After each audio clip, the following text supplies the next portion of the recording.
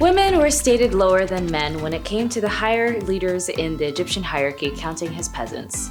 This hierarchy was similar to the way the peasants were treated in the Middle Ages. As children, females were raised to solely dependent upon their fathers and older brothers. When women married, they depended on their husbands to make all the decisions, while the women themselves were depended upon to carry out household chores. Hi, my name is Jessa. Please join me as we look together top 10 scary ways women were punished in ancient Egypt. And before we begin, in the last video I was in, top 10 disturbing ways royal family members died, I did give you guys a riddle. What is 3/7 chicken, 2/3 cat, and 2/4 goat? The answer is Chicago.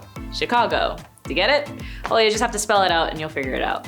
Anyways, your next riddle will be at the end of this video. Number 10. Drowning. Drowning as a form of punishment was not a common practice in ancient Egypt, at least as far as historical records and archaeological evidence indicate. The ancient Egyptians had a legal system with various forms of punishment, but the various methods were typically less severe than drowning. But in records of the Code of Hammurabi, which was one of the oldest and known legal codes in human history, it provided a comprehensive set of laws covering a wide range of aspects of daily life, including civil, criminal, and commercial matters. One of the most famous aspects of the code is the principle of an eye for an eye, a tooth for a tooth, which laid out specific punishments for various offenses. Mentioning drowning if there was adultery with a neighbor's wife, or if you had intimate relations with your daughter-in-law, more or less these punishments would go both ways, but interestingly enough, the laws depended on the person. Number 9. Disinheritance. In ancient Egypt, inheritance and property rights were complex and evolved over time, with some variations depending on the specific period and social status of individuals. Generally, women did have rights to inherit property, but there was significant differences between men and women in terms of inheritance. During the early dynastic periods, women had relatively more rights and they could inherit and own property. However, as the society became more stratified and centralized with the rise of the pharaonic state, inheritance laws became in favor more for males. By the time of the Middle Kingdom, women's rights to property and inheritance were gradually eroded.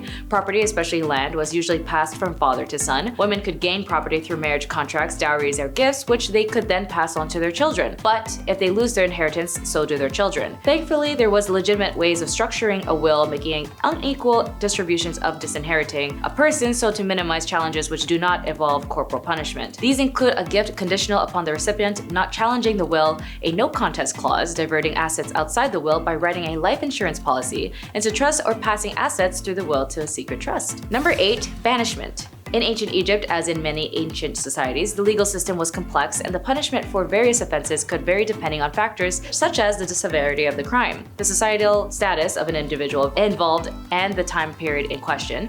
Banishment was one possible punishment, but it was not the common form of punishment. Banishment in ancient Egypt was being expelled from a community or city was generally used for serious offenses or crimes. It was a severe punishment because it meant the individual was cut off from their community and likely left to fend for themselves in the harsh environment outside settled areas. And for women, it was typically a rare occurrence as the legal system in ancient Egypt was based on the code of law that changed over time, and evidence suggests that women could be subjected to various forms of punishments for their crimes, including banishment. Number 7. Punishment. More commonly, punishments for women in ancient Egypt might have included fines, corporal punishments, or forced labor. For serious crimes, especially those that threatened the social order or involved treason, more severe punishments like execution might be applied, but in some cases for less serious offenses, women might be required to pay fines. These fines could be in the form of money, goods, or livestock. Women, particularly those of lower social status, could be sentenced to perform labor as a form of punishment. This might involve agriculture work, construction, or other forms of manual labor. Depending on the nature of the offense, a woman's property or belongings could be confiscated as a form of punishment.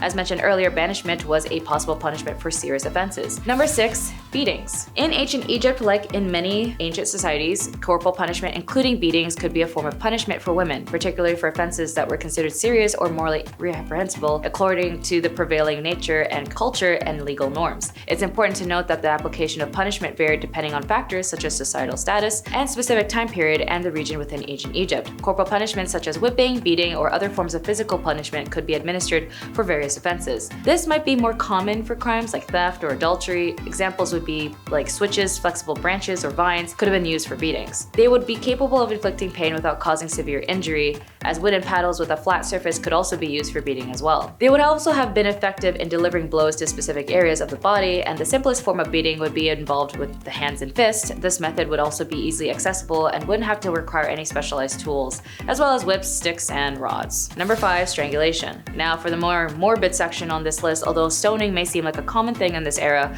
as a form of capital punishment, whereas an individual is pelted with stones until death actually was not common associated with ancient Egyptian legal practices based on available historical and archaeological evidence. The primary method of execution in ancient Egypt was typically strangulation or impalement. Stoning as a form of capital punishment is more commonly associated with other ancient cultures in the region, such as ancient Mesopotamia or parts of the Levant. In these societies, stoning was indeed known as a form of capital punishment for various offenses, including adultery. Strangulation was one of the most common methods of execution in ancient Egypt. It was typically used for serious offenses and could be applied for both men and women. In cases where capital punishment was deemed necessary, strangulation was a method employed to carry out the sentence. Number 4, lacerations. When it comes to corporal punishments, as I mentioned above, those who do commit adultery might deal with the consistency of beatings or lacerations. Texts speak of thrashing with a wooden stick, give 10 to 20 to 50 to 100 or even 200 times. They also mention branding and mutilation of the nose and ears. Tomb reliefs often show beatings of people, but in most cases these are private coercions of subordinates,